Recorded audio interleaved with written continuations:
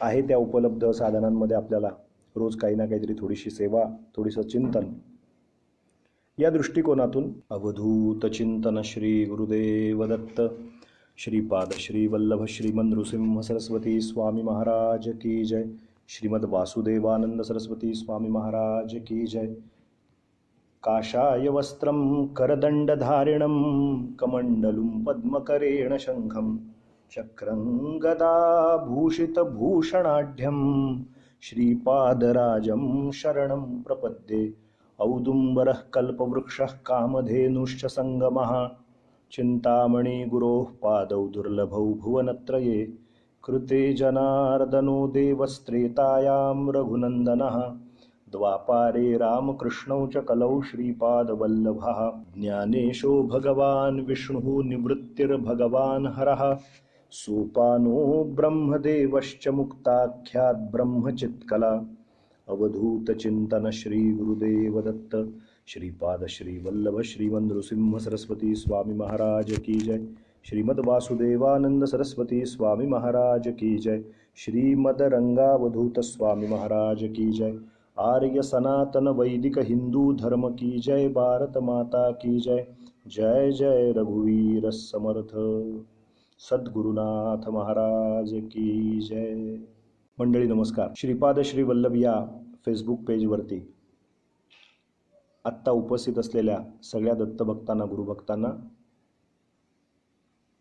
आणि यूट्यूबच्या मार्फत हा व्हिडिओ बघणाऱ्या सगळ्या दत्तभक्तांना, गुरुभक्तांना प्रेमपूर्वक नमस्कार करतो. जसं की आपल्याला माहिती आहे, मागे पण एक दोनदा सांगितलं आहे, थोडंसं नेटवर्क प्रॉब्लेममुळे थोडंसं फ्लक्च्युएट होतं आहे. आत्तासुद्धा सुरू केल्यानंतर आपण पाहिलं असेल एकदम अचानक गेलं.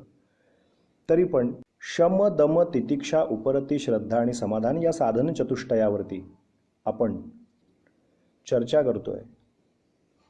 आणि कालच्या भागामध्ये चिंतन करताना, चर्चा करताना एक विषय प्रकर्षानं आपल्या पुढे ठेवला होता की एक मार्ग पक्का झाला पाहिजे की आता मी या मार्गाने जाणार आहे. भूतकाळामध्ये रमायचं नाही, भविष्यामध्ये गुंतायचं नाही, फार स्वप्नरंजन करायचं नाही. आणि वर्तमानेषु विद्यते, जो वर्तमानात जगतो तो खरा दत्तभक्त. म्हणून वर्तमान काळामध्ये जगायचं असा एक भाव कालच्या दिवशीच्या व्याख्यानातला, निरूपणातला आपण ठेवला होता. म्हणून वाट आणि चाल योग्य ठेवी असा एक शब्दप्रयोग केला होता की वाट एक धरली पाहिजे आणि चाल सुद्धा योग्य मार्गाने झाली पाहिजे. म्हणजे केवळ चांगला पंथ मिळून उपयोग नाही, पण जर आपल्या ठिकाणी, काल मी ते उदाहरण व्यवहारातलं सांगितलं होतं की गाडी चांगली आहे, हायवे पण लागला आहे, चांगलं की 4 लाईन रस्त्यावरती आला, पण आपण जर ती गाडी जर नीट पद्धतीने हाकली नाही, ती गाडी जर आपण योग्य वेगानं नेली नाही, नियंत्रित अशा वेगाने जर नेली नाही आणि अगदी 10-20च्या स्पीडनी गाडी चालवली तर आपणच कपाळकरंटी ठरणार नाही का. म्हणून काल व्यवहारातलं ते एक उदाहरण सांगितलं होतं, क्रिकेटचं एक उदाहरण सांगितलं होतं की आजचं षटक म्हणजे आजची ओव्हर, प्रत्येक ओव्हर बाय ओव्हर ही निर्धाव जाता कामा नये. काही ना काहीतरी रन निघाला पाहिजे. 2 रन, 4 रन, 3 रन, अगदी प्रत्येक चेंडूला 4-6 नाही बसणार, परंतु ते षटक निर्धाव गेलं असं होता कामा नये. आणि हे अगदी व्यवहारातली उदाहरणं लक्षात घेतली तर आपल्या लक्षात येईल की आजचा दिवस माझा सत्कारणी लागला का, आजचा दिवस मला देवाने मनुष्य म्हणून जन्माला घातलं, तो माझा सार्थकी लागला का खऱ्या अर्थाने. याचं चिंतन, याचा विचार पाठ टेकताना रोज रात्री करायचा आहे.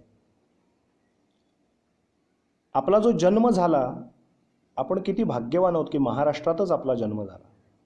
एकतर भारतात जन्म झाला आणि त्या भारतात मागे पण मी 1-2 वेळेला बोललेलो आहे, त्यात आपण महाराष्ट्रात जन्माला आलो. आणि महाराष्ट्रात जन्माला येऊन जर आपण आपल्या संतांचं वाङ्मय जर वाचणार नसू, आपल्या संत साहित्याचा जर अभ्यासच करणार नसू किंवा तो विषयच आपला नाही असं जर आपण समजून घेत असू तर आपल्यासारखे कपाळकरंटे आपणच ठरू.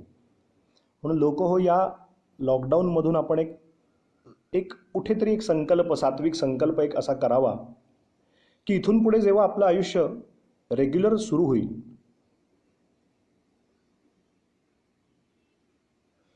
आपलं आयुष्य पुन्हा स्थिरस्थावर होईल आणि 1-2 महिन्यांनी, 3 महिन्यांनी, आजच आपण बातमी वाचली असेल, ऐकली असेल की महाराष्ट्रातला लॉकडाऊन म्हणजे आपला लॉकडाऊन आणखीन वाढलेला आहे, तो पुढे 31 तारखेपर्यंत मेच्या करण्यात आलेला आहे. ह्याला जबाबदार अनेक पैलू आहेत. लोकांच्या ठिकाणी असलेलं बेशिस्त जी आहे, किंवा एकंदरीतच सगळं जे काही यंत्रणा आहे, किंवा एकंदरीतच सगळ्या ज्या काही गोष्टी आहेत त्या इतक्या त्या मल्टिपल, म्हणजे गुणाकार गुणाकार असे जे शब्द आपण ऐकले होते, तर आता त्या पद्धतीच्या गोष्टी आता सुरू होत आहेत दुर्दैवाने. टी व्हीवरती दिसणाऱ्या सगळ्याच गोष्टी खऱ्या आहेत असं नाही आहे. खरं वास्तव तर आणखीन भयानक आहे, भयावह आहे. परंतु ते जे काय असेल ते असेल, पण ते आपण जर पाहिलं तर आता हे स्थिती वाढते, पण आपलं आयुष्य जेव्हा स्थिर स्थावर होईल हळूहळू, 1 महिना 2 महिन्यांनी 3 महिन्यांनी 4 महिन्यांनी, आपण असं धरून चालूया या वर्षाच्या अखेरीपर्यंत, त्याच्यानंतर जेव्हा आपण आपलं पूर्वी जसं आयुष्य जगत होतो तसं जेव्हा सुरू करू, तेव्हा कुठे ना कुठेतरी एक संकल्प करावा. तर काल मला एकाने प्रश्न विचारला इनबॉक्सला, आणि मी हे नेहमी सांगतो प्रवचनात, आवर्जून कीर्तनात प्रवचनात सांगतो. अर्थात हे माझं नाही आहे, संत वाक्यच प्रमाण आहे त्याला, मी काही माझं म्हणून काही मत इथे सांगत नाही आहे. कीर्तन या शब्दाचा अर्थच असा आहे, कीरवत तनोती ती कीर्तन. जे आहे ते सांगायचं आहे, आपलं काहीतरी निराळं काहीतरी मत मांडायचं नाही आहे. जे आहे ते जसंच्या तसं सांगणं म्हणजे कीर्तन.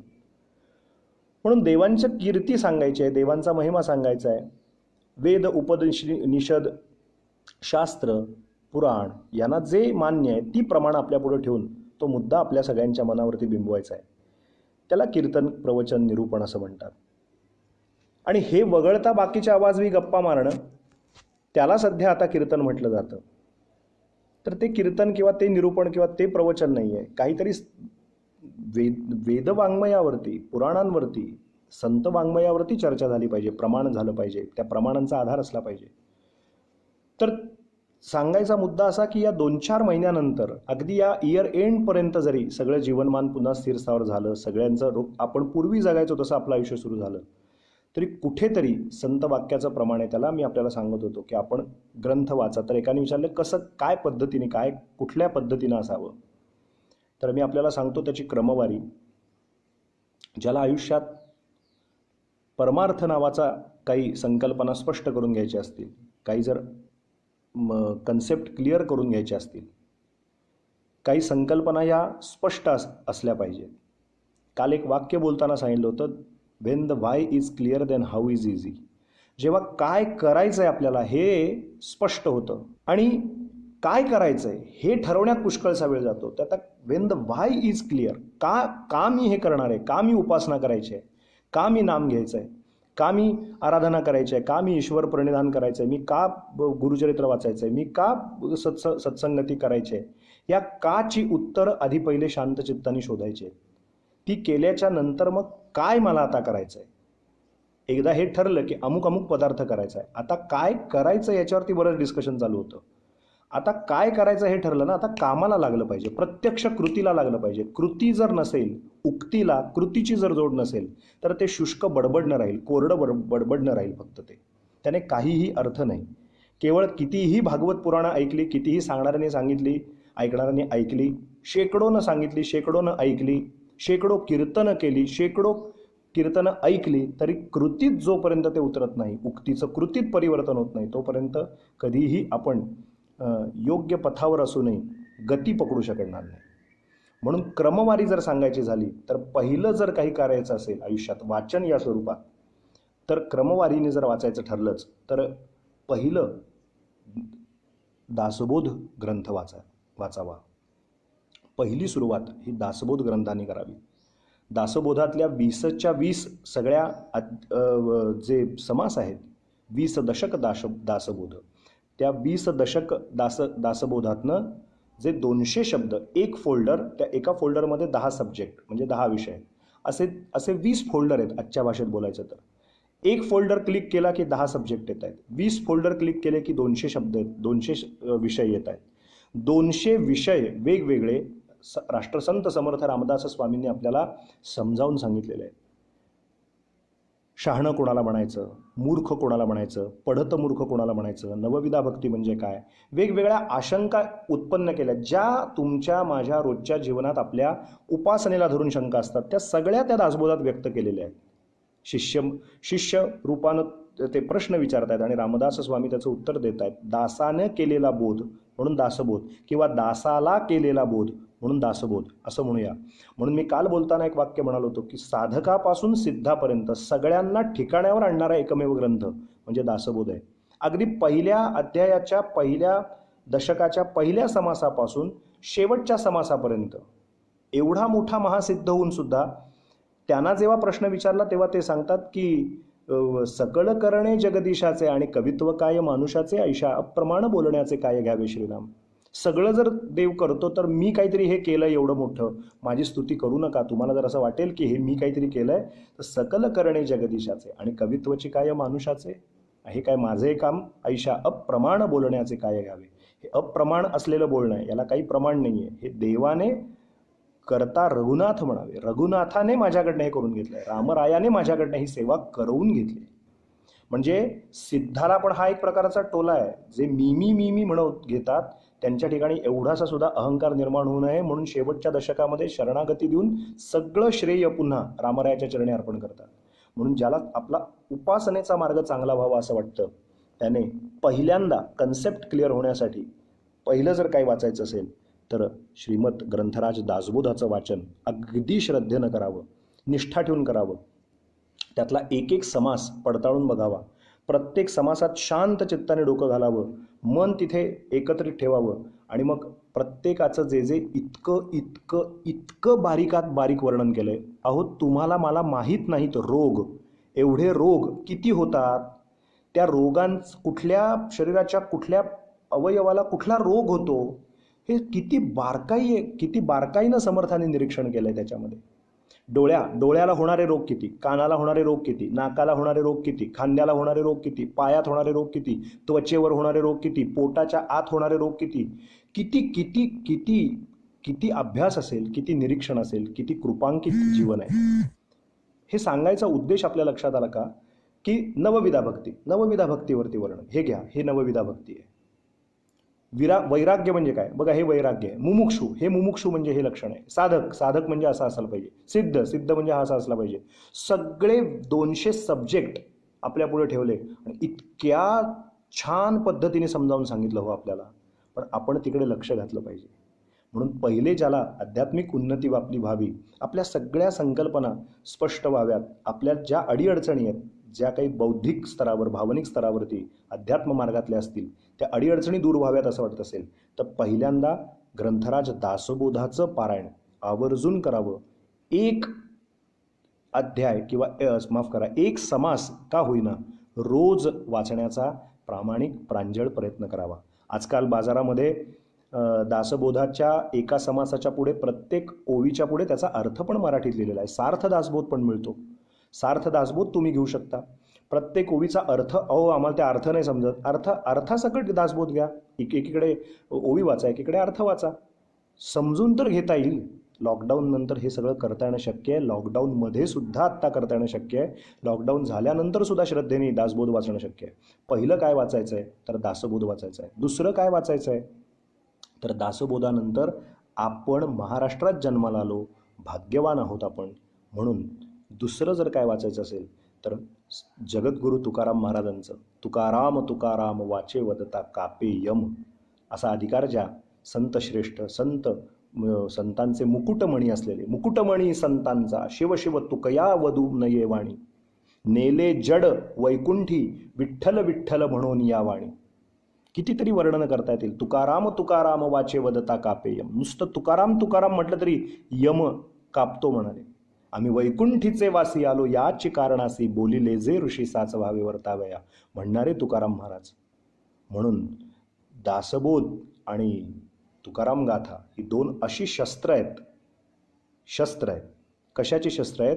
जी अज्ञानाचं जे काही जाळं आहे ते तोडण्याचं काम, अज्ञानाचं जे काही पुटं चढले आहेत ते तोडण्याचं, फोडण्याचं महत्त्वाचं काम करणारं शस्त्र म्हणजे श्रीमद ग्रंथराज दासबोध आणि भगवान पंढरीनाथांचे अत्यंत लाडके भक्त तुकोबाराय.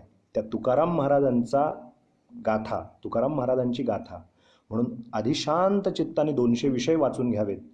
मग तुकाराम महाराजांचं अभंग बघा, रामदास स्वामींनी ओवी हे वृत्त निवडलंय. त्याच्यानंतर काय येतं तर अभंग वाचायचे आम्हाला. कोणाचे अभंग तर जे कधीही भंग पावत नाहीत असे अभंग, तुकोबारायांचे अभंग. म्हणून अभंगाची गाथा कित्येक कीर्तनकार मंडळींनी स्वतः सुद्धा मुळातनं कधी गाथा वाचलेला नसतो. काही काही अभंग हे प्रक्षिप्त असतात, पण ते प्रक्षिप्त अभंगच मूळ आहेत असं समजून तेही त्याच्यावर निरूपण उत्तम रीतीने करीत असतात. याचं कारण काय आहे की अंधत्वाने आपण मुळातनं वाचलेलं नसतं. ते जेव्हा आपण मुळातनं वाचलेलं नसतं, आपल्या माहितीसाठी एक खास सहज विषय निघाला म्हणून सांगतो. एक एक आपण अभिषेकी बुवांनी चाल लावलेला एक अभंग ऐकला असेल की विष्णुमय जग वैष्णवांचा धर्म भेदाभेद भ्रम अमंगळ. आता त्याची जी सुरुवात केली जाते ना त्या अभंगाची, अभिषेकी बुवांनी लावलेल्या चालीची, तर कित्येक जण तो एक जिथून सुरुवात होते तो सुरुवातीचा भाग आणि नंतर मग विष्णुमय जग विष्णुमय जग वैष्णवांचा धर्म भेदाभेद भ्रम भेदाभेद भ्रम अमंगळ विष्णुमय जग विष्णुमय जग असा एक अभंग आपण ऐकला असेल अभिषेकी बुवांच्या चालीतला. आता या अभंगाची जेव्हा रेकॉर्डला सुरुवात होते, तो रेकॉर्डला सुरू होणारे पहिले शब्द आणि नंतर हे विष्णुमय जग सुरू होतं, तर आपल्याला वाटतं की हा सगळा मिळून एक अभंग आहे. पण मुळातनं वाचलं तर मुळात गंमत अशी आहे की एक अभंग वेगळा आहे, तो त्यातल्या 2 ओळी घेतल्या गेल्यात हा रेकॉर्ड चालमध्ये आणि नंतरच्या याच्यामध्ये हा विष्णुमय जग हा वेगळा अभंग आहे. हे केव्हा कळतं आपल्याला, जेव्हा आपण मूळ बघतो तेव्हा. सांगायचा उद्देश असा की आपण जेव्हा मुळामध्ये जाऊ, जेव्हा आपण मूळ काय आहे ते बघू, ते तपासल्याशिवाय आपल्याला कसं कळणार. म्हणून छान पद्धतीने वाचन करावं, वाचनाची आवड ठेवावी. थोडं व्हॉट्सअपचे मेसेज थोडे कमी वाचले तरी चालणार आहेत, थोड्या नोटिफिकेशन फेसबुकच्या नाही सगळ्या अटेंड केल्या तरी चालणार आहेत, पण एवढी ह्या ग्रुपमध्ये पण मी आहे, त्या ग्रुपमध्ये पण मी आहे, मी त्या ग्रुपमध्ये. आपल्या प्रत्येकाचं आजकाल आयुष्यात असं झालं आहे की प्रत्येकाच्या व्हॉट्सॲपमध्ये रोज 2-3 हजाराहून अधिक मेसेजेस येऊन पडलेले असतात. आपण ते वाचत पण नाही, 1 to 1 प्रत्येक मेसेज वाचत पण नाही. कित्येक जण ग्रुपमध्ये जाऊन डायरेक्ट डिलीट मारून टाकतात सगळ्या मेसेजेसना. कचरा पेटीसारखं झालेलं आहे व्हॉट्सॲप म्हणजे सुद्धा. थोडासा विषय त्यातनं काढून एक 10-10 मिनटं जर तुकाराम महाराजांचे 2 अभंग मी रोज वाचीन, सार्थ अभंग पण गाथा आहे, 2-3 अभंग नीट वाचीन, त्यातला अर्थ समजून घेईन. किती रोकडी भाषा आहे, किती सरळ भाषा आहे, किती स्पष्ट आणि स्पष्ट बोलणं आहे. आडपडदा काही नाही, इरून फिरून काही बोलणं नाही, जे बोलायचे ते सरळ रोखठोक.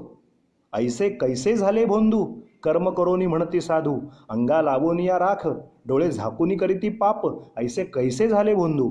असं बोलणारा कुठला सत्पुरुष असू शकतो सांगा बरं. इतकं स्वच्छ स्पष्टपणे बोलणारी भाषा आहे.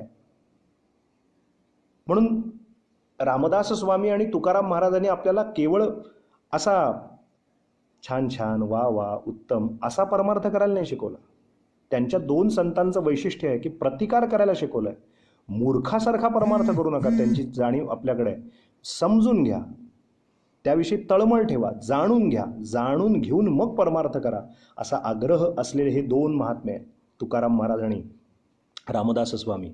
यवनी सत्ता असल्यामुळे प्रसंगी प्रतिकाराची सुद्धा भूमिका शिकवत आहेत. भले तरी देऊ कासेची लंगोटी, नाठाळाचे माथी हणू काठी, आम्ही वैकुंठीचे वासी असं पण एकीकडे म्हणतात आणि एकीकडे ही पण भाषा आहे. देवघरा आला विंचू, देवघरात विंचू आला, तेथे पैजाराचे काम अधमासी तो अधम. तिथे आता कसं काय त्याची पूजा करायची, पंचामृत पूजा करायची, विंचू घरात आला म्हणून. सर्प विंचू नारायण त्यासी वंदावे दुरून. एक एक एक एक प्रमाण काढलं म्हणजे आपल्या लक्षात येईल, मुळात वाचलं म्हणजे आपल्या लक्षात येईल. म्हणून दासबोध, ज्याला आपला परमार्थ चांगला व्हावा, समृद्ध व्हावा असं वाटतं, त्याने पहिली गोष्ट काय करावी आयुष्यात, या लॉकडाऊन पिरियडमध्ये शक्य असेल तर उत्तम, नाही झालं तर याच्यानंतर सुद्धा आपलं आयुष्य स्थिर स्थावर झाल्यानंतर एक नियम पक्का करायचा. मी मागे एकदा अनंतराव आठवल्यांचं म्हणजे परमपूज्य आप्पांचं, वरदानंद भारतींचं एक फार महत्त्वाचं वाक्य सांगितलं होतं. ते म्हणाले की आधी विचार, मग पक्केपणा आणि मग कृती. हा सोपान आहे, हा जिना आहे. पहिले विचार मनात येतो, तो पक्का होतो आणि मग कृती होते. मग विचार जर चांगले असतील, when the why is clear then how is easy, हे जे एक सूत्र कालपासूनच आपण ठेवलं आहे, त्याच्या अनुषंगाने जर विचार केला तर काय करायचं आहे हे कोण सांगणार आम्हाला आजच्या काळात? फेसबुक, व्हॉट्सॲप ऑन केल्यानंतर अनेक अनेक गोष्टी भ्रमित करणाऱ्या आहेत. मग ही साधना, मग कोणी म्हणतं क्रियायोग चांगला आहे, कोणी म्हणतं हठयोग चांगला आहे, कोणी म्हणतं नाही नाही ते शक्तिपात चांगला आहे, कोणी म्हणतं नाही नाही नामस्मरण चांगलं आहे, कोणी म्हणतं नाही नाही भक्तिमार्गच चांगला आहे, कोणी म्हणतं हे करा, कोणी म्हणतं ते करा, कोणी म्हणतं तीर्थयात्रा करा, कोणी म्हणतं नाकतोंड धरा, कोणी म्हणतं ध्यान करा, कोणी म्हणतं मेडिटेशन करा, कोणी म्हणतं काय करा, कोणी म्हणतं कर्मकांड करा. कोणाचं ऐकायचं? अनेक रस्ते असे डोळ्यापुढे आल्यानंतर कुठला रस्ता धरायचा? मग काय करायचं हेच कळत नाही. तिथेच जर आयुष्यातला बराचसा वेळ वाया गेला तर मग पुढं कर्म कधी करणार, कृती कधी करणार, तो प्रवास, तो जर्नी, तो प्रवास आमचा सुरू कधी होणार? मग त्यासाठीचं एक महत्त्वाचं उत्तर असं आहे की अन्य कुठल्याही फंदात पडायचं नाही, भ्रमित व्हायचं नाही, विभ्रमित तर मुळीच व्हायचं नाही. पहिले घरात सगळा आळस झटकायचा आणि पहिले घरातला दासबोध धूळ खात पडलेला असेल तर तो बाहेर काढायचा. नसेल घरात तर बाजारातनं आणायचा. नसेल तर इंटरनेटवर आजकाल उपलब्ध आहे. आत्ता आमच्या चित्राताईने दासबोध.com ते लिंक शेअर केलेली आहे मला वाटतं. तर इंटरनेटवरती सुद्धा आहे. तुकाराम महाराजांची गाथा आहे. आपण महाराष्ट्रात जन्माला आलो आणि ह्या आपल्या महाराष्ट्रातल्या प्रत्यक्ष परमेश्वर स्वरूप असलेल्या संत सत्पुरुषांनी लिहिलेले ग्रंथ जर आपल्या घरात नसतील तर आपल्यासारखे कपाळ करंटे आपण असू आणि नुसते घरात असून उपयोग नाही श्रोते हो, ते वाचले गेले पाहिजेत आमच्याकडनं. म्हणून सर्वात पहिले एक दासबोध, त्याच्यावर अभ्यास, लगेच दुसरं वाचायचं क्रमवारीने. दासबोध ती एक बैठक विचारांची तयार करेल, सगळ्या कन्सेप्ट क्लिअर करेल, सगळ्या संकल्पना स्पष्ट करेल. आणि मग नंतर तुकाराम गाथा. तुकाराम गाथा वाचून झाल्याच्या नंतर जर काय वाचायचं असेल श्रोते हो, तर तिसरा एक प्रकार आहे, तिसरी पायरी आहे की एकनाथी भागवत. हे परवा त्याचा खुलासा मानस बद्रीनाथ यात्रेच्या वेळेला मी आपल्याला केला होता की एकनाथी भागवत हे खरंच वाचण्यासारखंच आहे. प्रत्यक्ष गंगामाईने ते उचलून परत वरती आणून दिलं. आणखीन काय त्याचा अधिकार सांगायचा? जेव्हा ते प्राकृत आहे म्हणून बुडवल्या गेलं, पण प्रत्यक्ष गंगामाईने पुन्हा उचलून वरती आणून दिलं. ते किती अधिकार त्याचा मोठा आहे सांगा बरं. म्हणून तिसरं जर काही वाचायचं असेल तर क्रमवारीने आधी दासबोध, मग तुकाराम गाथा, मग त्याच्यानंतर तिसरं जर काय वाचायचं असेल तर एकनाथी भागवत वाचावं. आणि मग महाराज आमचे म्हणायचे की मग ज्ञानेश्वरीला हात घालावा. कारण ते ज्ञान काय आहे त्याच्या आधीच्या या सगळ्या 3 टप्प्यातनं आपल्याला सगळं कळू लागेल. काय म्हणजे काय, काय नाही करायचं आहे, काय करायचं आहे, काय म्हणजे हे शम दम तितिक्षा उपरत, हे सगळ्या व्याख्या या सगळ्या 3 ग्रंथातून स्पष्ट झाल्यानंतर क्लॅरिटी येईल, थॉट प्रोसेस चांगली होईल. आणि ते एकदा कळलं की मग सुरुवात होईल ज्ञानेश्वरीला. मग ती ज्ञानेश्वरीची 700-750 वर्ष जुनी भाषा, ती पण सार्थ मिळते. त्याच्यावरती बघा, ते गीतेचं भावार्थ दीपिका आहे. ते ज्ञान आहे, अनुभूतीजन्य ज्ञान आहे, अनुभव घेतलेलं ते ज्ञान आहे, अनुभव सिद्ध ते ज्ञान आहे. आणि म्हणून चौथं काय करायचं असेल तर ज्ञानेश्वरी. आणि 5वं जर काही वाचायचं असेल तर ज्ञानेश्वरी नंतर मग अमृत. मग काही 5वं वाचायचं असेल तर त्याचं नाव अमृतानुभव. म्हणून काल एकाने प्रश्न विचारला होता की ग्रंथ खूप पुष्कळ आहेत पण कुठले ग्रंथ वाचावेत. तर श्रोते हो, या क्रमाने आपण आपली मार्गक्रमणा जरूर करावी असं सुचवावंसं वाटलं. जे मला वाटलेलं मी सांगत नाही, जे संत सत्पुरुषांनी सांगितलं ते आपल्याला सांगतोय. आधी दासबोध, मग तुकाराम गाथा, मग एकनाथी भागवत, मग ज्ञानेश्वरी आणि मग अमृतानुभव. या क्रमाने जर आपण हे 5 गोष्टी जर पाहिल्या, तपासल्या, अभ्यासल्या, चिंतन केलं, मनन केलं तर आपल्या हळूहळू संकल्पना परमार्थ विषयाच्या, अध्यात्म विषयाच्या पटकन स्वच्छ होतील असं वाटतं. आता आपला जो चालू असलेला विषय जो होता त्याच्यामध्ये चर्चा करायची ठरली तर विषयातलं चिंतन काढायचं आणि पश्चात्ताप दग्ध स्थिती निर्माण झाल्याच्या नंतर पूर्णपणे ते विषय दत्त महाराजांच्या चरणी, आपल्या उपास्य देवतेच्या चरणी अर्पण करायचे. याचं नाव उपरती असं आहे. मग आजच्या दिवशी बाकी सगळ्या गोष्टीवर बोलत असताना आज सुरुवात मी ज्या श्लोकापासून केली मंगलाचरणाच्या, त्या श्लोकामध्ये वर्णन केलं की आपण क्रमाने बघूया. आज मी तुम्हाला ती एक शब्दकोटी सांगतो. मेधाताई विचारतात, बापरे एवढे वाचायचे? तरी बरं तुम्ही पुढे प्रश्नचिन्ह नाही लिहिलं. अशी कंपल्शन नाही आहे हे वाचा म्हणून. काल ज्यांचा कोणाचा प्रश्न आला होता की पुष्कळ धर्मग्रंथ आहेत, त्यातलं कुठल्या क्रमवारीनं आज ज्ञानेश्वरी वाचावी काय, हे पडावं काय वाचावं असा प्रश्न पडला आहे. त्याचं उत्तर देताना मी ते उत्तर दिलं. तुम्ही सगळ्यांनी ते वाचाच असा कुठला आग्रह नाही आहे. क्रमवारीने वाचायचं झालं तर कुठल्या क्रमवारीने वाचा.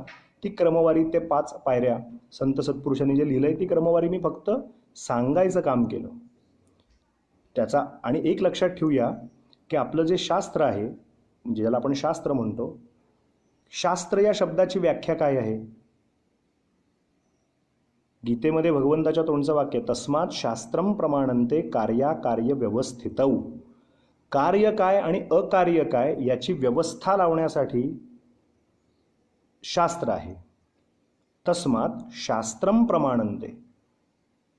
तस्मात् शास्त्रम प्रमाणन्ते. शास्त्र हे कार्य काय आणि अकार्य काय, पुन्हा तेच सत्य काय असत्य काय, शाश्वत काय अशाश्वत काय, श्रेयस काय प्रेयस काय, या विषयीचा निवाडा करून ते फक्त सांगतं. आणि ते कार्याकार्याची व्यवस्था लावण्यासाठी शास्त्र आहे. आता शास्त्र हे काय करतं तर नेहमी मी कीर्तना दृष्टांत सांगतो. रस्त्याने जाताना डावीकडून चालावे, रस्त्याने जाताना डावीकडून चालावे. डावीकडून चालावे हा विषय असा आहे की त्यांचा आग्रह नाही आहे शास्त्राचा की तुम्ही डावीकडूनच चाला. ती जी भाषा आहे ना, रस्त्याने जाताना डावीकडून चालावे, तशी भाषा जी आहे ती शास्त्राची भाषा आहे. शास्त्र हे सहजपणे म्हणतं असं आहे, करायचं की नाही करायचं हे तुमच्या हातात आहे. तसं हे धर्मग्रंथ आहेत, हे सगळेच वाचले पाहिजेत असा काही कोणाचा आग्रह नाही आहे किंवा अशी काही कोणाची जबरदस्ती नाही आहे. परंतु जर वाचायचं ठरलं तर या पद्धतीने वाचा. असो, हा शेवटी ज्याचा त्याचा विषय आहे. तर मी सांगत होतो ते हे क्रमवारीने की आज ज्या मंगलाचरणाचा श्लोक घेतला त्यात बोलताना असं उच्चारण करताना असं केलं होतं की ज्ञानेशो भगवान विष्णू निवृत्तिर भगवान हरः सोपानो ब्रह्मदेवश्च मुक्ताख्यात ब्रह्मचित्कला. तर ज्ञानेश्वर हे भगवान महाविष्णू आहेत. त्यानंतर निवृत्तिर भगवान हरः, सोपानो ब्रह्मदेवश्च, सोपानदेव हे ब्रह्मदेव आहेत, आणि मुक्ताख्यात ब्रह्मचित्कला, ते साक्षात ब्रह्मचित्कला आहे. म्हणून आज या 4 भावंडांचं वर्णन केलं पाहिजे. आणि त्यातल्या त्यात आज मुक्ताबाईंची पुण्यतिथी आहे. फक्त मला आधीचा एक विषय बोलून त्या पुण्यतिथी या विषयावरती यायचं होतं आणि मला कल्पना आहे, जाणीव आहे, त्यामुळे मी आधी तो विषय पूर्ण आधीचा थोडासा बोलून मग आपल्या मुक्ताबाईंच्याकडे मला येऊन आजच्या भागाची सांगता करायची. तर मुक्ताख्यात ब्रह्मचित्कला असं म्हटलेलं आहे. श्रोते हो, तर माझे गुरुजी फार याविषयी गोड सांगायचे. एक वाक्य फार छान सांगायचे. ते म्हणायचे की मग अशी कोणीतरी विचारलं अमृतानुभव म्हणजे काय, तर अमृतानुभव म्हणजे काय हे पण आपल्याला माहीत असायला पाहिजे. सगळ्यांना माहीत नसेल तर सांगतो. ज्ञानेश्वर महाराजांनी लिहिलेला हा फार मोठा ग्रंथ आहे आणि काही लोक अमृतानुभव आधी हातात घेतात, ज्ञानेश्वरी आधी हातात घेतात आणि त्यांना हे माहीत नाही आहे की काय नेमकं होतं. मग ती वेदांती भाषा नाही कळली किंवा ती सैद्धांतिक भाषा नाही कळली, मग गडबड सुरू होते. त्यामुळे सुरुवात कशा पद्धतीने करायची की दासबोध, तुकाराम गाथा, एकनाथी भागवत, मग एक एक एक पचनी पडायला लागलं. मग ती ज्ञानाची भूमिका मांडणारी ती जी भाषा आहे, विभूतियोग, ज्ञानयोग, कर्मयोग, अमकायोग, तमकायोग, ते जे काही सगळे विवरण आलंय गीतेचं, ते भावार्थ दीपिकानंतर वाचायची शांत चित्ताने. आणि मग अमृतानुभव हा एक स्वतंत्र ग्रंथ आहे, निवृत्तीनाथांच्या कृपेने ज्ञानराज माऊलींनी लिहिलेला. त्या अमृतानुभवावरती कित्येक लोकांनी PhD पण मिळवले आहेत, कित्येक लोकांनी आपले थिसिस लिहिलेले आहेत. आपल्या दत्त संप्रदायातले महान अधिकारी सत्पुरुष निरंजन रघुनाथ, त्यांनी अमृतानुभव मला कळावा, त्यातली एक एक प्रमेय कळावीत म्हणून आळंदीला बसून प्रार्थना केली. प्रत्यक्ष ज्ञानेश्वर महाराजांनी त्या निरंजन रघुनाथांना एक एक प्रमेय त्यातली जी एक एक आहेत ती समजावून सांगितली, असं वर्णन त्यांच्या चरित्राख्यानात केलं. मग त्यांनी अमृत पदार्थ बोधिनी नावाचा एक स्वतंत्र 3500 टीकात्मक ग्रंथ लिहिला निरंजन रघुनाथांनी, असं त्यांच्या चरित्रात वर्णन आहे. तर त्यामुळे तो एक स्वतंत्र विषय आहे. त्यामुळे त्याविषयी आपल्याला उत्तर दिलं. तर आमचे गुरुजी फार गोड वाक्य सांगायचे, ते मी सांगतोय आपल्याला. तो विषय सांगत होतो की माणूस पहिला जो भाऊ आहे तो निवृत्त आहे. बघा, असा विचार आपण आजपर्यंत कधी केला नसेल. आमचे गुरुजी काय सुंदर. म्हणून तर गुरुजनांचा सहवास किंवा संत सहवास का महत्त्वाचा असतो. ते नेहमी म्हणायचे, माणूस निवृत्त झाला पाहिजे. निवृत्त झाला संसारी या नाव मुमुक्षू. याचा अर्थ हे प्रवचन कीर्तन ऐकलं आणि बायका मुलं सोडा, घरदार सोडा, किंवा आपण धर्मग्रंथ वाचले आणि त्यात लिहिलंय बाहेर पडा, मग नाही फक्त माझं जे काही आहे ते परमात्मा हेच फक्त माझं स्वरूप आहे, बाकी कोणी माझं नाही, असं म्हणून जर वागायला लागलो तर पंचायत होईल. परवा व्यावहारिक सत्ता, आध्यात्मिक सत्ता सांगितलेलं आहे. म्हणजे राहायचं तिथे, पण ममत्व भाव ठेवून घरात राहायचं नाही आहे.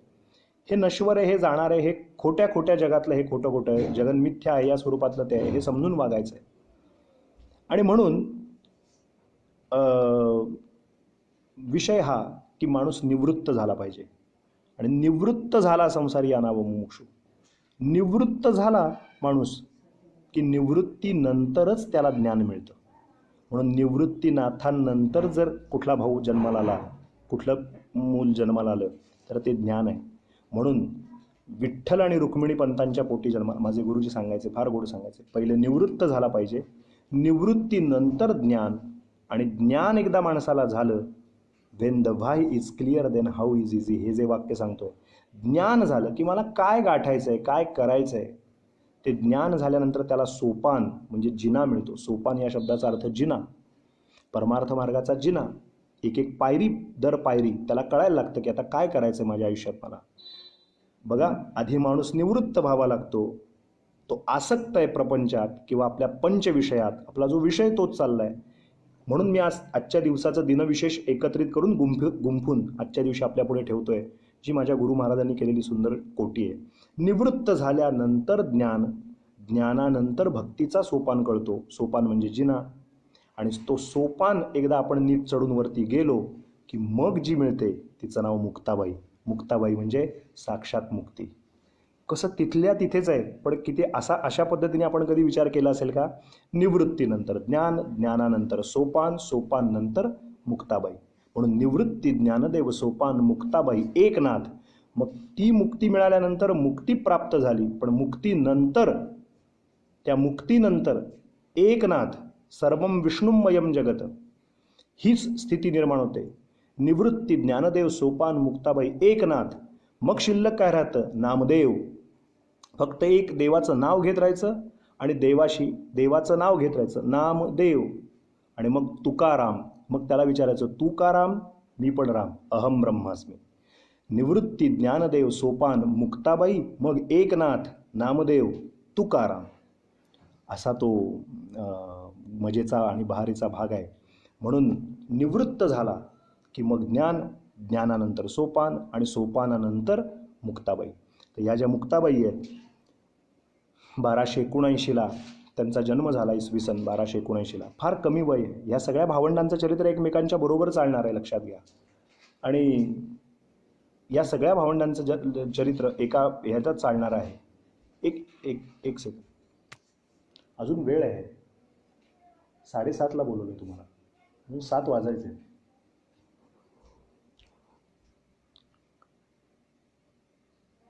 तर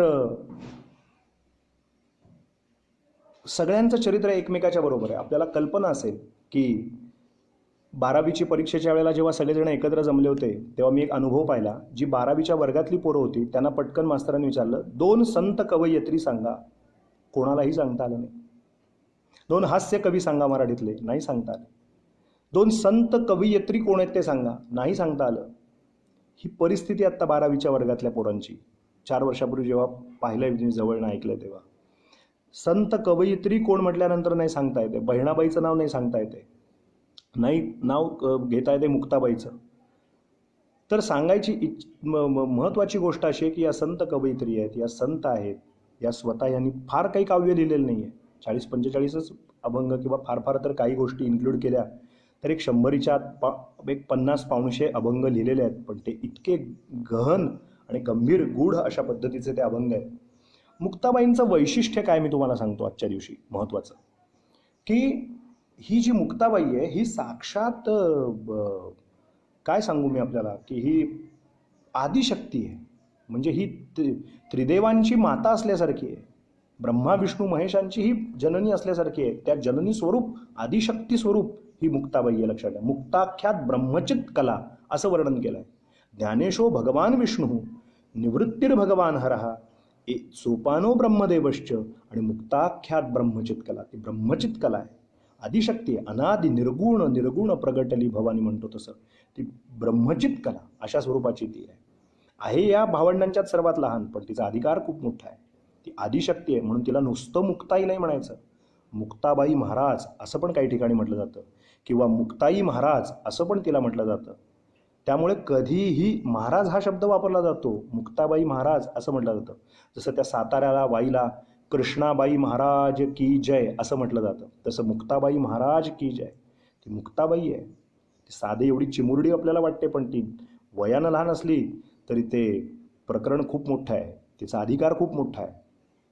काय आहे की भक्तश्रेष्ठ जे नामदेव महाराज, त्या नामदेव महाराज त्यांचा अशी खीर दिली वाटी की पांडुरंग प्यायचे, त्यांच्या हातचं खीर प्यायचे, दूध प्यायचे, त्यांचा नैवेद्य ग्रहण करायचे.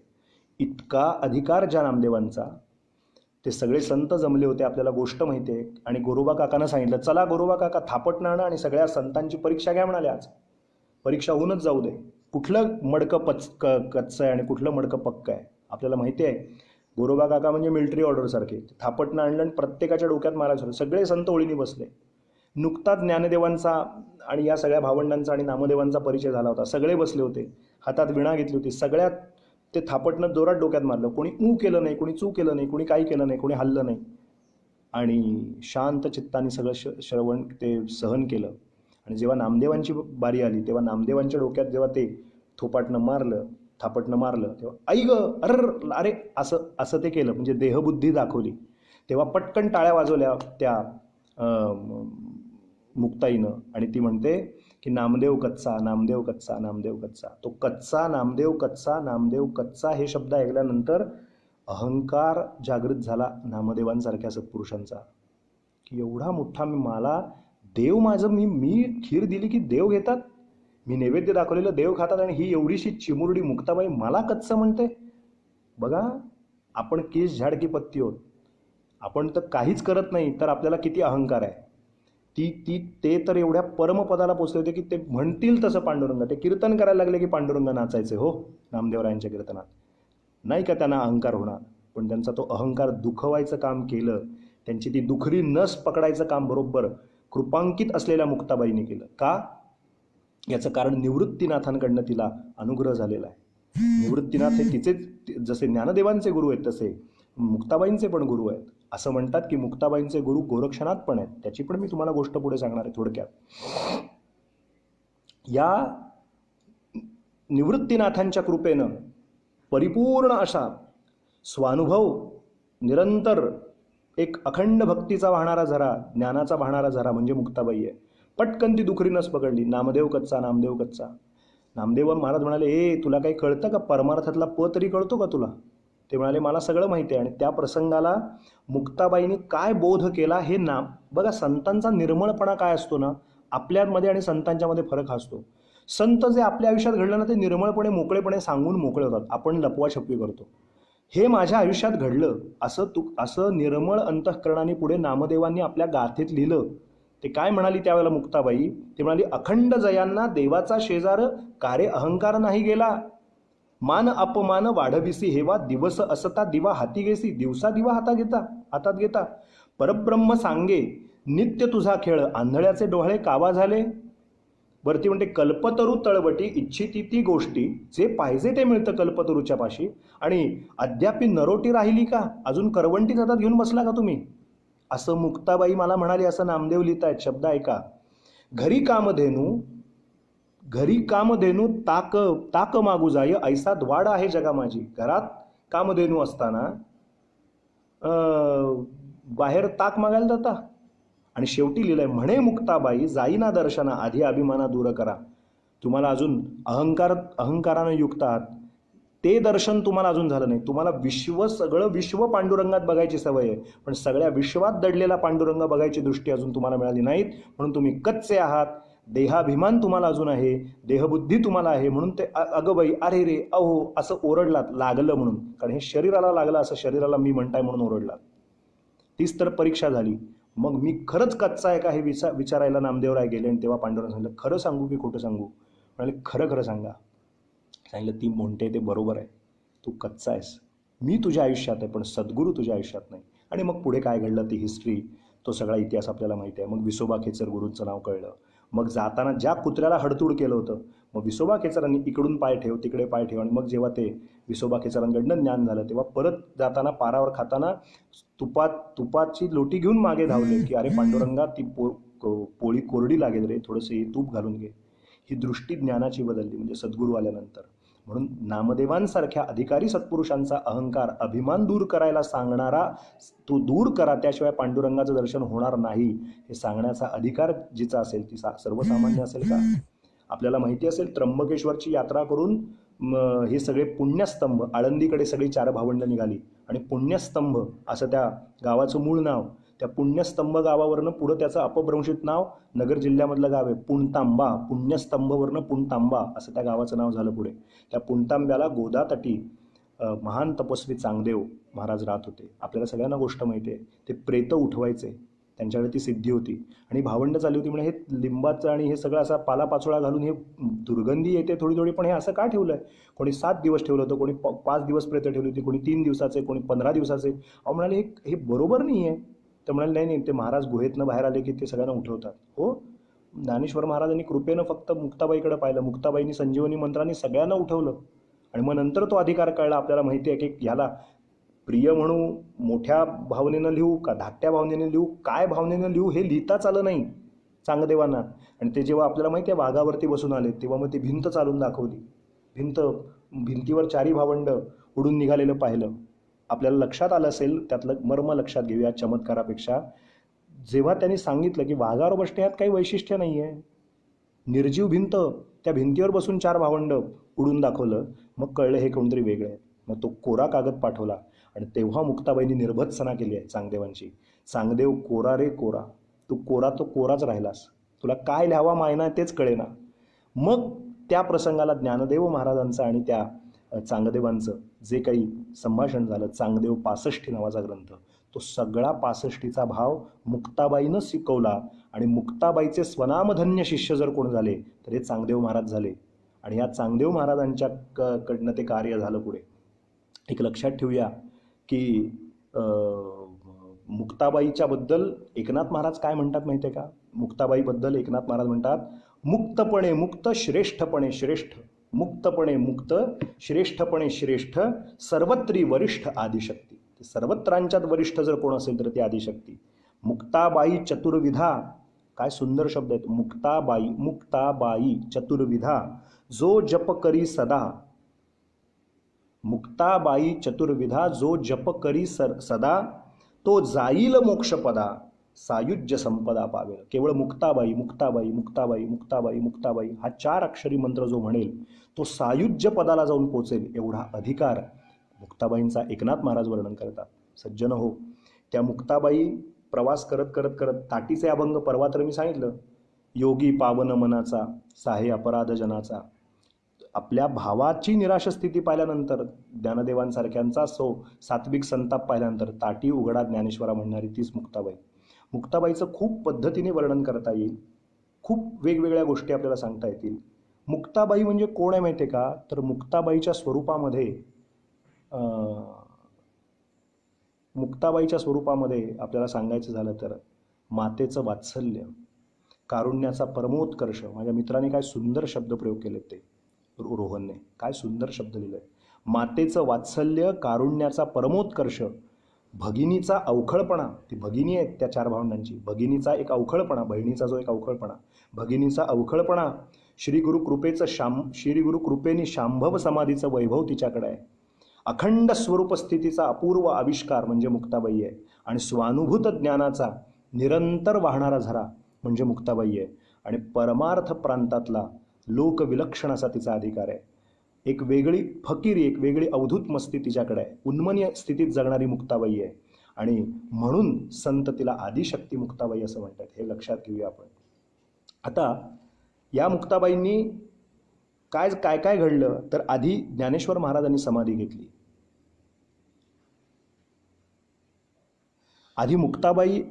आधी ज्ञानेश्वर महाराजांनी समाधी घेतली. त्यांच्या 1 महिन्याच्या नंतर आळंदीला माऊलींनी समाधी घेतल्याच्या नंतर आता अरुंधती कुलकर्णीला, बापरे, मुक्ताबाई असा जप असतो. आपल्याला असे प्रश्न का पडत आहेत मला काही कळत नाही. असं प्रश्नार्थक का लिहित आहे. मी जे प्रमाण आपल्याला वाचून दाखवलं, एकनाथ महाराज लिहितात की मुक्ताबाई चतुर्विधा, जो जप करील सर्वदा तो जाईल मोक्षपदा, सायुज्य संपदा पावेल. आता नाथांच्या वाक्यावर जर आपल्याला विश्वास ठेवायचा नसेल तर पंचायतच आहे. नाथ लिहित आहेत मुक्ताबाई हा एक चतुर्विध जपच एक प्रकारचा. हा जप आहे का असा प्रश्न पडायचं खरंच काही कारण नाही. मी तळमळीनं विनंती करतो आपल्याला, प्रमाण मी सांगितलं आपल्याला की असं एकनाथ महाराज लिहित आहेत की हा चतुर्विध जप जो करेल तो सायुज्य पदाला पावेल. असं म्हणजे अर्थात तुम्ही आश्चर्यानं ते व्यक्त केलं असेल मत, म्हणजे याने नसेल केलेलं, काय म्हणतो त्याला आपण, काय त्याला शब्दप्रयोग आपण म्हणूया, चिकित्सकपणे नसेल केलेलं. आपण एक असं आश्चर्य, अरे असं मुक्ताबाई पण जप असू शकतो का, अशा आशयाने आपण लिहिलं असेल, असा त्यातला भाव असेल असं मी समजतो. तर अशा मुक्ताबाई ज्ञानेश्वर महाराजांनी आळंदीला समाधी घेतली. त्याच्या 1 महिन्याच्या नंतर सासवडला पुढे सोपानदेवांनी समाधी घेतली. आणि त्याच्यानंतर पुढे पुणतांबा, म्हणजे जे आत्ता मी सांगितलं पुण्यस्तंभ, त्या पुणतांब्याला मुक्ताबाईचे स्वनामधन्य असलेले शिष्योत्तम चांगदेव महाराज त्यांनी समाधी घेतली. आणि त्याच्यानंतर मग मुक्ताबाईंनी निर्वाणीची भाषा सुरू केली. लहान वय आहे. आपल्या घरातल्या 15-16 वर्षाच्या मुलींना जे कळत नाही त्यावेळेला तिचं वय 16, 17, 18, म्हणजे फक्त 20-1 वर्षाचं वय आहे. मुक्ताबाईच्या जन्माच्या बाबतीत पण थोडंसं कन्फ्युजन आहे, 2 वर्ष अलीकडे पलीकडे. तर एकंदरीत जर जन्मकाळ पाहिला तर तिचं पण आयुष्य पूर्णपणे 20 वर्षाच्या आतलंच आहे. कसं आहे तर पहा की निर्वाणीची भाषा घेतली. निवृत्तीनाथाने विचारलं, मग तुझी कधी, काय तुझी इच्छा आहे. तर मला आता लवकरात लवकर मला आपण परवानगी द्यावी. मग असं वर्णन आहे की पुढे आपेगाव, जे मूळचं यांचं गाव, या 4 भावंडांचं म्हणजे विठ्ठलपंतांचा, रुक्मिणी मातेचं जे मूळचं गाव आहे, तिथे थोडीशी भेट दिल्याच्या नंतर मग पुढे घृष्णेश्वर, आणि त्याच्यानंतर थोडंसं पुढे गेल्याच्या नंतर वेरूळला, घृष्णेश्वरला, तिथे राहिल्याच्या नंतर या मुक्ताबाईंनी ज्ञानबोध नावाचा एक ग्रंथ लिहिला असं पण वर्णन आहे. आणि त्याच्यानंतर पुढे प्रवास करत करत करत करत त्या मेहुण नावाच्या त्या गावामध्ये पोचलेल्या आहेत. आणि तिथे जळगाव जिल्ह्यामधलं ते गाव आहे मेहुण नावाचं. आणि तिथे इसवी सन 1297ला काय प्रसंग घडला तर त्याचं वर्णन नामदेव महाराज वर्णन करतात. मुक्ताबाईचा आजचा जो निर्वाण दिन आहे वैशाख वद्य दशमीचा, त्याचं वर्णन करताना ते असं म्हणतात, कडाडली वीज निरंजनी जेव्हा मुक्ताबाई तेव्हा गुप्त झाली. मुक्ताबाईची अशी लौकिक अर्थानं समाधीच नाही. कडाडली वीज निरंजनी जेव्हा मुक्ताबाई तेव्हा गुप्त झाली. वैकुंठी लक्ष घंटा वाजती एक घाई. वैकुंठात लक्ष घंटा एका वेळेला वाजायला लागल्या आजच्या दिवशी. आता हे मी बोलतोय, हे संत वाक्याचं प्रमाण आहे ते बोलतोय, याला कोणी प्रश्नार्थ घेऊ नका. असं झालं असं नका घेऊ, त्याचा भाव आपल्या लक्षात घ्या. वैकुंठी लक्ष घंटा वाजती एक घाई.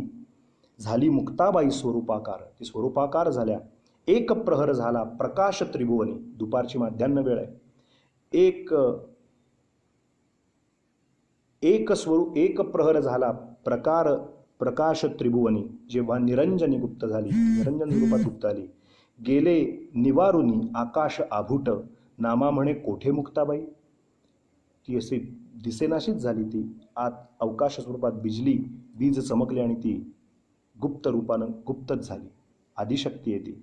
त्यामुळे हे जे मेहुण नावाचं जे गाव आहे, त्या गावाच्या ठिकाणी तापी नदीच्या काठी मुक्ताबाईंचं मंदिर आहे. माझ्या परमभाग्याने शंकराचार्य स्वामींच्या बरोबर असताना, सहवासात असताना, मुंगी उडाली आकाशी, अनेक पद आहेत. खूप मला आत्ता वेळेची मर्यादा आहे, त्याबद्दल नाही काही सांगता येणार आणखीन. काय आपण सगळेच तज्ज्ञच आहात, त्याबद्दल काही प्रश्नच नाही. सगळ्यांना सगळंच त्याविषयीचं ज्ञान आहेच आहे. परंतु मी एका आहे त्या उपरोक्त वेळेत किती आणि काय सांगू शकणार.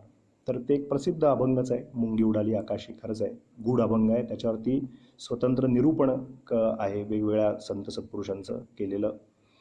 तर सांगायचा मूळ विषय असा की स्वामींच्या बरोबर सहवासात असताना तापी नदीच्या काठी ते जे मूळचं मंदिर आहे, तिथे दोन मंदिर आहेत. आत्ता एक मंदिर दाखवलं जातं, मग अशी कोणीतरी लिहिलं माझं माहेर मुक्ताईनगर आहे.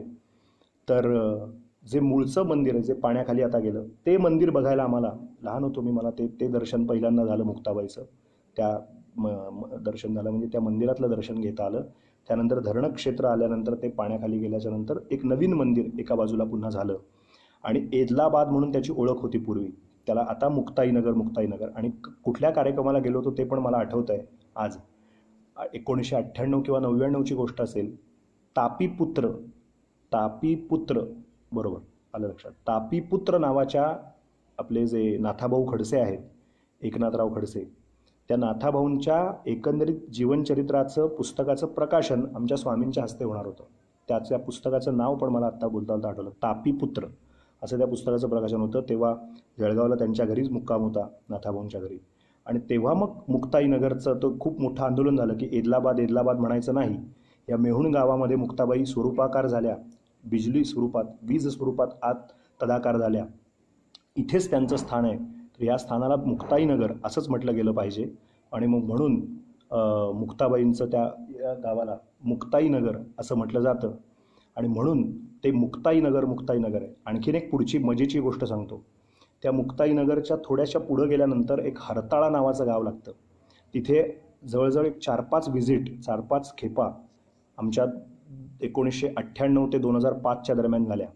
त्या हरताळा गावाच्या मध्ये आमच्या सद्गुरू कृपेने तिथे कळलं, जिथे आता पुष्कळ प्रश्न पडतील आपल्याला हे ऐकल्यानंतर, की जो एक बाण मारला दशरथाने आणि जो श्रावणबाळ जिथे मेला, तिथे मोठं तळं आहे. आणि त्या तळ्याच्या ठिकाणी तो श्रावणबाळ खाली पडला, बुडबुड शब्द आला, म्हणून त्या मूळ गावाचं नाव होतं हत्यातळ. तर हत्यातळाचा तो अपभ्रंशी शब्द हरताळा असं ते झालं. आणि तिथे एक रामाचं छोटंसं मंदिर, आमच्या जळगावचे श्रीकांत वाणी, आणखीन सगळ्यांच्या याच्यातनं आमच्या काणे महाराज शिष्य परिवारातनं ओळखीचे, तिथे एक मोठा सोहळा झाला. त्या ठिकाणी सुद्धा बरोबर मुक्ताईनगरच्या ऑपोजिट पलीकडच्या बाजूला थोड्याच किलोमीटरवरती ते हरताळा म्हणून पण बघण्यासारखं क्षेत्र आहे. ते जर कधी गेलात तर तिथे सुद्धा हरताळ्याला आपण जाऊन दर्शन केव्हा तरी घ्या, अवश्य घ्या. इकडे मुक्ताईनगरला कधी गेलात तर मुक्ताईनगर हे अतिशय प्रयत्नपूर्वक नंतर नाव झालं. पूर्वी एदलाबाद म्हटलं जायचं. भुसावळकडनं, वाशिमकडनं तुम्ही इकडनं निघालात खानदेशात यायला की पूर्वी त्याला एदलाबाद म्हणायचे, जळगावच्या अलीकडे, भुसावळच्या अलीकडे. पण आता त्याला अधिकृतपणे सगळेच जण लिखापडीमध्ये सगळीकडे मुक्ताईनगर असं म्हणतात. म्हणून गेले निवारुनी आकाश आभूट, नामा म्हणे कोठे मुक्ताबाई.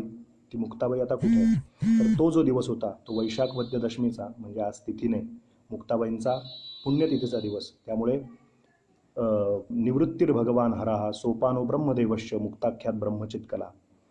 तर त्या चारी भावंडांचं स्मरण, पुन्हा एकदा रिव्हिजन. आधी ज्ञान, आधी निवृत्ती, मग निवृत्तीनंतर ज्ञान, ज्ञानानंतर सोपान, आणि सोपानानंतर मुक्ताबाई, मग एकनाथ आहोत हे कळतं, मग तुकाराम, मग पुढच्या सगळ्या गोष्टी ज्या मगाशी सांगितल्या. आता वेळेची मर्यादा असल्यामुळे आज इथेच थांबूया. सर्वत्रांना प्रेमपूर्वक नमस्कार आणि उद्या 6 वाजता पुन्हा भेटूया. धन्यवाद. सगळ्यांना नमस्कार.